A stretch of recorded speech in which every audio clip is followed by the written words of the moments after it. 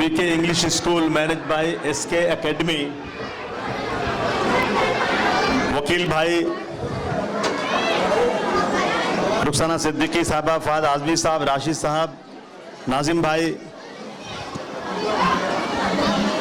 शबाना खान साहिबा और तमाम स्कूल के मुंतज़िमीन, टीचर्स, पेरेंट्स और प्यारे बच्चों,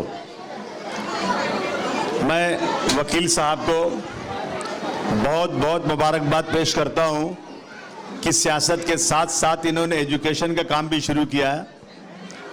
मैं तो हमेशा कहता हूं कि अगर सियासत में हम लोग 2-3 MLA 4 MLA जिता कर लाएं, उससे ज़्यादा बेहतर है कि हम अपनी कौम के बच्चों को तालीम याफ्ता करके IAS और IPS बना कर लाएं।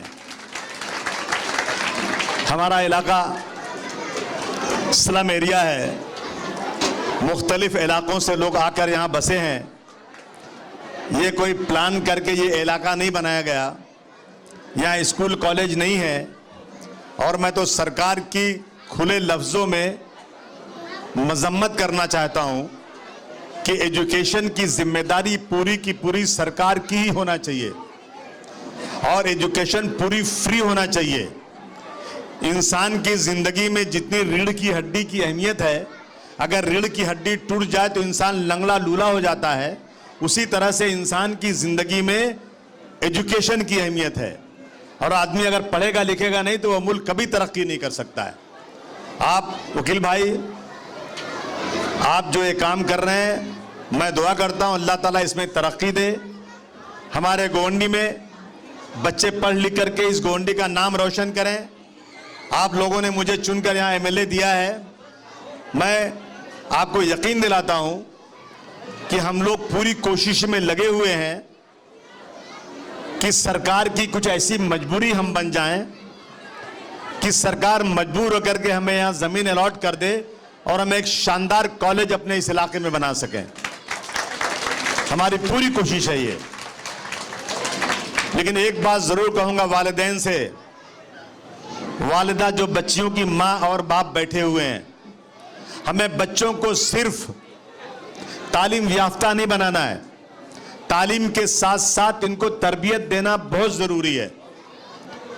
टीचर्स से मैं कहूँगा, वकील भाई से भी कहूँगा कि जब बच्चे स्कूल छोड़ के जाएं, दूसरे दिन जब स्कूल आएं तो उनसे पूछा जाए, बेटा तुम अपने मोहल्ले में गए थे, कोई साहब बीमार थे, उनको देखने, उनकी आयादत करने गए थे कि नहीं गए थे? तुम्हारे मोहल्ले में कोई शख्स तकलीफ में था, उसको तुमने कुछ मदद किया कि नहीं किया? तुमने अपने वालिदैन की खिदमत किया कि नहीं किया? तुमने अपने भाइयों के साथ प्यार किया कि नहीं किया? तुम्हारा स्कूल छूटने के बाद और स्कूल आने तक तुमने पढ़ाई के अलावा और कौन कौन से अच्छे काम किए? बच्चों को ये आदत दिलाना बहुत ज़रूरी है। आज हमारे इलाके में अफसोस के साथ कहना पड़ता है, मैं देखता हूँ बच्चे पता नहीं कैसा कैसा बाल कटा के घूमते हैं। साला आधा सफ़ेद बाल, आधा काला बाल, ऊंट की तरह से बाल नज़र आ रहा है। नहीं, मैं देखूंगा नहीं किसी का, नहीं बुरा मान जाएगा वो। लेकिन लिखा है, सुनिए, लिखा हुआ है कि एक ज़माना ऐसा आएगा लोग अपने बाल को ऊंट की तरह से कटवाएंगे और ये गुनाह है। मुझे कहने दीजिए, वालिदैन की जिम्मेदारी होती है कि बच्चों को इस्लामिक तरीके से पालें। उनको बच्चों को छोड़िए मत। हमारे इलाके में सबसे ज़्यादा नशे का रवाज चल गया है कि नहीं?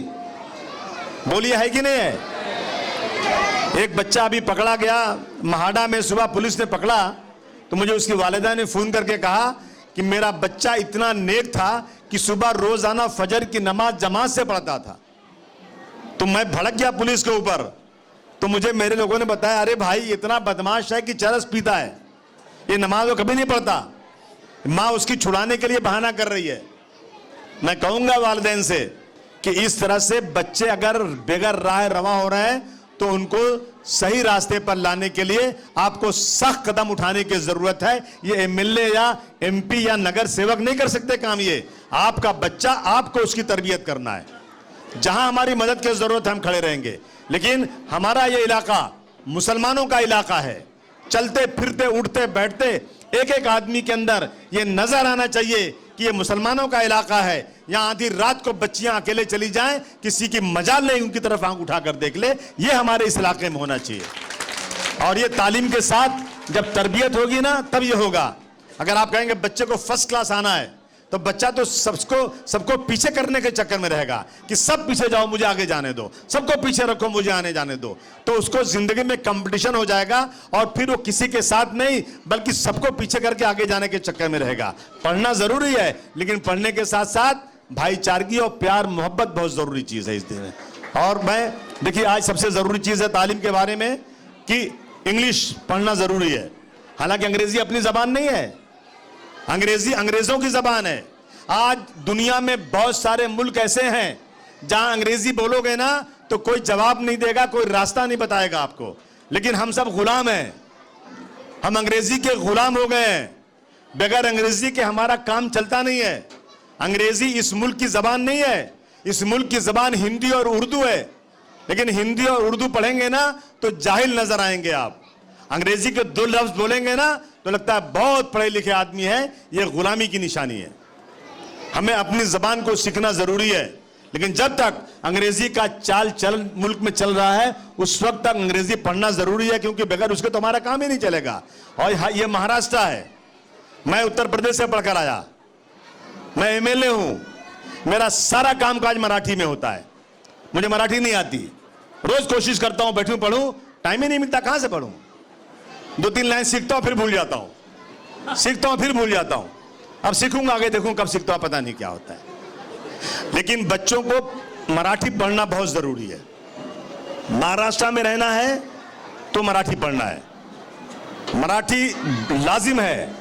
जितना जरूरी अंग्रेजी पढ़ाए बच्चों को पढ़ाना हम समझते हैं, मैं समझता हूं उससे ज्यादा जरूरी है महाराष्ट्र में रहने वाले एक एक बच्चे को, चाहे वो किसी जात धर्म का हो, मराठी सीखना बहुत जरूरी है।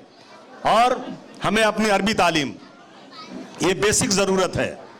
जो हर बच्चा पहले जाता है कुरान सीखने के लिए, ये जरूरी है। जो स्कूल आजकल माशाल्लाह हिंदुस्तान या मुंबई वगैरह में खुल रहे हैं, पूरे हिंदुस्तान में मुसलमानों की तरफ से तालीम का जो काम किया जा रहा है, आज उन स्कूलों में अल्हम्दुलिल्लाह अंग्रेजी के साथ अरबी की पूरी तालीम की जा रही है।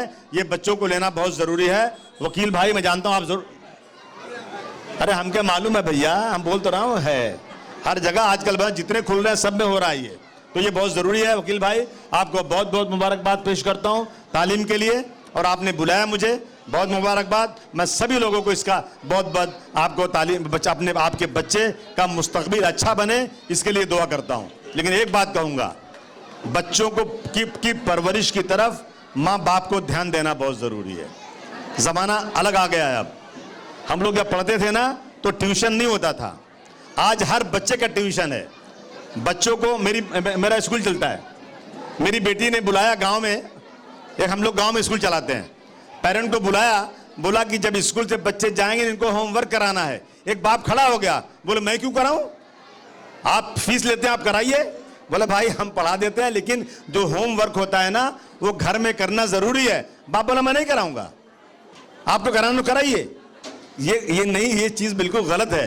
बच्चों का होमवर्क कराना, बच्चे क्या कर रहे हैं उनको देखना बहुत जरूरी चीज है। और बच्चों की पढ़ाई, मैं जानता हूं कि पढ़ाई के लिए खर्च निकालना बहुत मुश्किल है।